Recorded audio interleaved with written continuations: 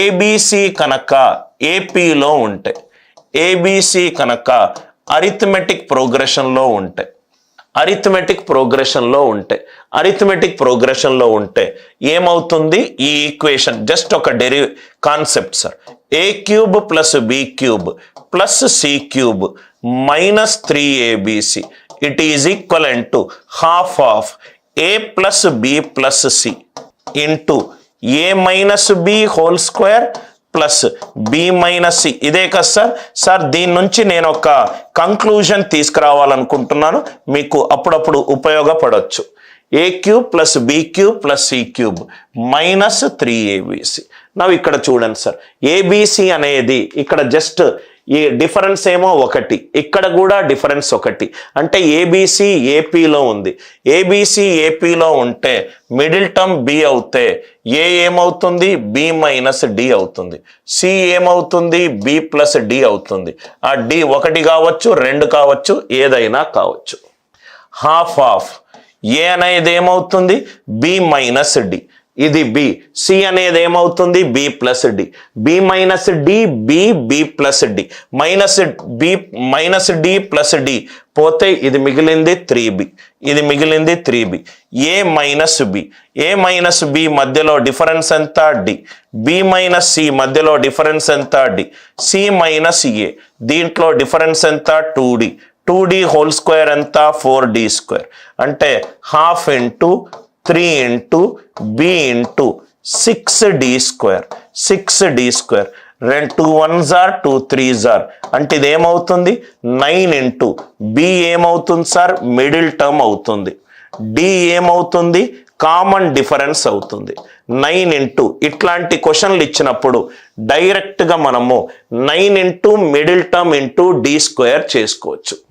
Right, 9 into middle term into D square చేసుకోవచ్చు.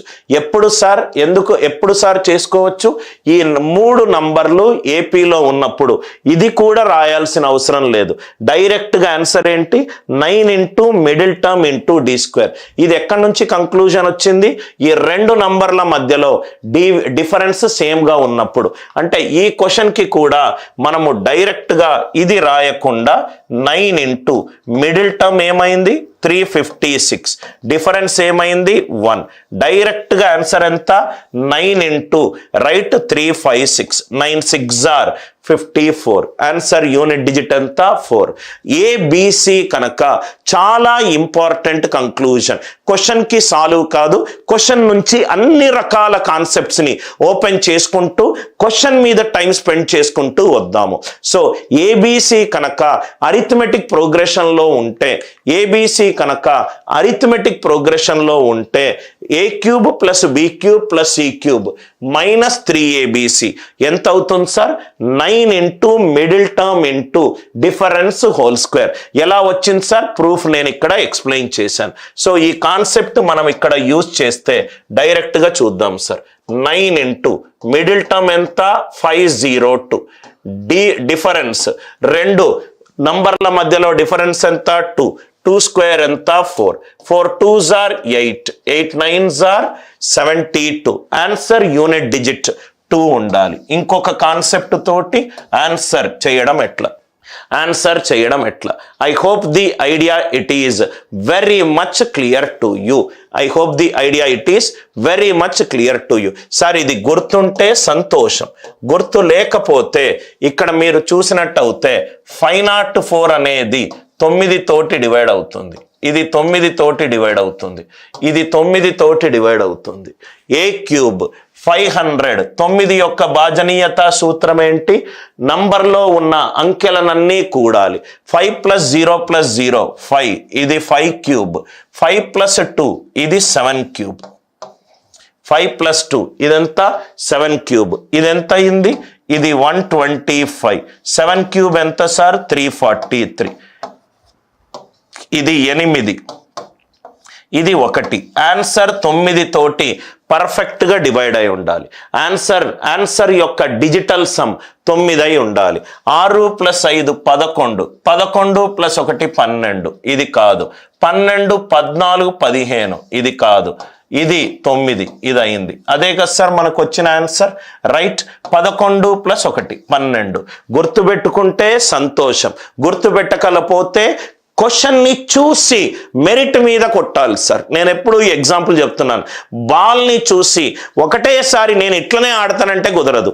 అప్పుడప్పుడు half side ఆడాలి, అప్పుడప్పుడు స్ట్రైట్ డ్రైవ్ ఆడాలి, అప్పుడప్పుడు లెగ్ వికెట్ మీద నుంచి కొట్టాలి, అప్పుడప్పుడు స్లిప్ మీద నుంచి కొట్టాలి, అప్పుడప్పుడు లాంగ్ ఆన్ మీద నుంచి కొట్టాలి. ఒక క్రికెట్ ఆడే మంచి బ్యాట్స్మెన్కి తెలుసు బాల్ని బట్టి బ్యాటింగ్ చేస్తూనే ఉంటా అని చెప్పి. ఒక మంచి కాంపిటేటివ్ ఎగ్జామినేషన్ ఆస్పిరెంట్ కి తెలుసు, సీరియస్ ఆస్పిరెంట్ కి తెలుసు క్వశ్చన్ మెరిట్ మీద నేను ఆన్సర్ లేబడతా అని. కొన్ని క్వశ్చన్లకు ఆన్సర్ ఆప్షన్ నుంచి లేబడతాను, కొన్ని క్వశ్చన్లను నేను సాల్వ్ చెయ్యను, కొన్ని క్వశ్చన్లను నేను రైట్ కండెన్సింగ్ చేసుకొని ఎక్స్ప్లెయిన్ చేస్తాను. నేను అందుకే మీకు right most non zero digit, divisibility rule, prime number అన్ని కాన్సెప్ట్స్ వివిధ రకాలుగా చెప్తున్నాను సార్. సింపుల్ క్వశ్చన్ ఇదే మీరు ఎస్ఎస్సిలో చూసుంటే మీరు ఇలా చెప్తారు సార్ అందరు. ఈవెన్ ఇలా చెప్పినా మీరు క్యాల్కులేషన్ అవసరం లేదు. ఈ క్వశ్చన్కి కాన్సెప్ట్ ఏంటి, 9 into middle term into difference whole square. ప్రతి ఒక్క క్లాస్ని మిస్ కాకుండా చూడండి. నేను చాలా రేర్గా నేను లైవ్ క్లాసెస్ తీసుకుంటాను, కానీ తీసుకున్న క్లాసులో చాలా కాన్సెప్ట్స్ ఉంటాయి. అంటే మీరు ఒక్కసారి ఈ క్లాస్ విన్న తర్వాత ప్రాబబ్లీ మీరు లోకల్ టీచర్ల క్లాస్ వినడం ప్రాబబ్లీ మీకు నచ్చకపోవచ్చు. ఎందుకంటే మీ స్టాండర్డ్ ఆఫ్ థింకింగ్ కానీ ఆర్ ప్రాబబ్లీ జనరల్గా బెంగళూరులో టాప్ కాలేజెస్లో ఒక జోక్ ఉంది, అనిల్ సార్ దగ్గర క్యాట్ కోచింగ్ తీసుకుంటే ప్లేస్మెంట్ ట్రైనర్లకు క్లాసులు ఆయనకు చెప్పాలనుకుంటే ప్లేస్మెంట్ ట్రైనర్లకు కంటే ముందే ఫాస్ట్గా ఆన్సర్లు చెప్తారని. Right. Length and breadth probably ఇప్పుడు ప్రస్తుతము డిఏఓ కోర్సులో హాటెస్ట్ సెల్లింగ్ కోర్స్ ఏంటంటే అనిల్ నాయర్ క్లాసెస్. మీకు నా ఎన్రోల్డ్ స్టూడెంట్స్కి తెలుసు, సార్ తెలుగు మీడియం తీసుకుంటాడు, ఇంగ్లీష్ మీడియం కూడా పొద్దున రికార్డ్ చేసి రెగ్యులర్గా అప్లోడ్ అవుతుంది. ప్రతిరోజు మీ పోర్టల్లో ఏదో ఒక వీడియో అప్లోడ్ అవుతూ వస్తుంది. ఒక్క వీడియో అనంటే హై ఎండ్ స్టూడియో నుంచి తీసుకుంటాను, అది తీసుకున్న తర్వాత దాన్ని ఎడిటింగ్ చేసి దాన్ని మొత్తము మంచిగా నీట్గా చేసి మళ్ళీ 1 డేలో ఎడిటెడ్ ఫైల్ అప్లోడ్ చేస్తాం. చాలా ప్రొఫెషనల్గా వీడియోస్ ఉంటాయి sir. Right. Length and breadth of a rectangle ఇది 3:2. Length and breadth of a rectangle are 3:2. అంటే లెంత్ 3 అనుకుంటే బ్రెడ్త్ 2. రైట్. పెరిమీటర్ ఏమవుతుంది, 2 ఇంటూ ఎల్ ప్లస్ బి. ఈ పెరిమీటర్లు చుట్టుకొలతలు ఇవేది మీరు బట్టి పట్టద్దు సార్, బట్టి పడితే మీకు కష్టం అవుతుంది. ఇది రెక్టాంగిల్, ఇది రెక్టాంగిల్. చుట్టుకొలత అంటే ఏదైనా శీర్షం దగ్గర నిల్చోండి, అన్ని శీర్షాలను తాకుతూ అన్ని భుజాలను తాకుతూ మళ్ళీ ఆ శీర్షం దగ్గరికి రావాలి. దాన్ని మనం చుట్టుకొలత అన్నాం. అంటే ఇది ఎల్లు, ఇది బి, ఇది ఎల్లు, ఇది బి. సో చుట్టుకొలత ఏమవుతుంది, 2 into l plus b, 2 into l plus b. Proof ఎలా వచ్చింది అని అంటే ఇది proof sir, 2 into l plus b. So 3 + 2 5, 5 2s are 10. కానీ నా క్వశ్చన్లో ఏమి ఇచ్చాడు, 730 ఇచ్చాడు. 10 730 అయింది అంటే 10 ఇంటూ 73. నాకేం కావాలి, ఇదేమో 3 ఇంటూ 73, ఇది కూడా 3 ఇంటూ 73. అంటే నాకు ఏ లెంత్ ఎంత వచ్చింది, 3 ఇంటూ 73. బ్రెడ్త్ ఎంత వచ్చింది, 2 ఇంటూ 73. ఇక్కడ అన్ని ఆప్షన్లో యూనిట్ డిజిట్ డిఫరెంట్గా ఉంది. 3 3s are 9, 9 3s are 27, 27, 7 2s are 4. Answer unit digit. Right most non zero digit ఎంత ఉండాలి సార్, 4 ఉండాలి. Right most non zero digit ఎంత ఉండాలి, 4 ఉండాలి. మళ్ళీ ఎక్స్ప్లెయిన్ చేస్తున్నాను. ఇది 3 అవుతే ఇది 2. 3 + 2 ఎంత, 5. పెరిమీటర్ అంటే చుట్టుకొలత 2 into l plus b, 2 into l plus B.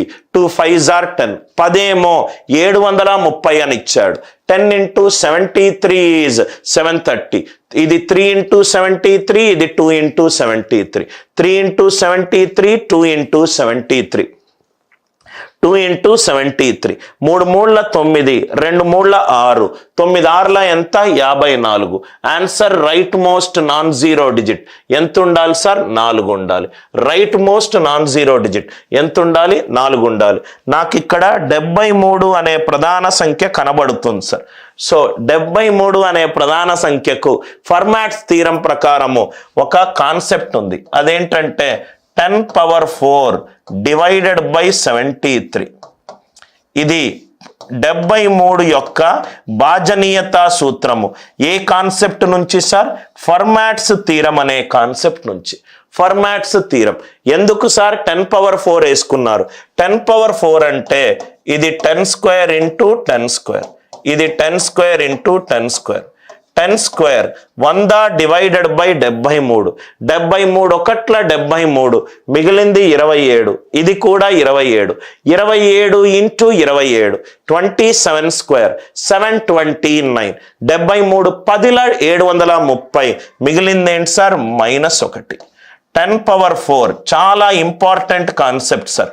మీకు జనరల్గా లోకల్ టెక్స్ట్ బుక్లో ఇవేమీ దొరకవు సార్. రైట్? ప్రాబబ్లీ మీరు సాల్వ్ చేస్తే మీ టీచర్స్ కూడా ఎక్కడి నుంచి నేర్చుకున్నావు అని అడుగుతారు. 10⁴ డివైడెడ్ బై 73 ఎంత సార్? -1. 10⁴ డివైడెడ్ బై 73 అంటే 73 యొక్క ఫర్మాట్స్ థీరం ప్రకారము భాజనీయత సూత్రం ఏంటంటే రైట్ హ్యాండ్ సైడ్ నుంచి 4 డిజిట్ల తర్వాత స్లాష్ పెట్టుకోండి. పెట్టుకొని ప్లస్ మైనస్ చెయ్యండి. ఎందుకు సార్ 4 డిజిట్ల తర్వాత చేశారు? ఇక్కడ చూడండి sir. 10⁴ divided by 73, 10² into 10², 100 divided by 73. 73 ఒకట్ల 73, ఇది 27, ఇది 27. 27² అంటే 729.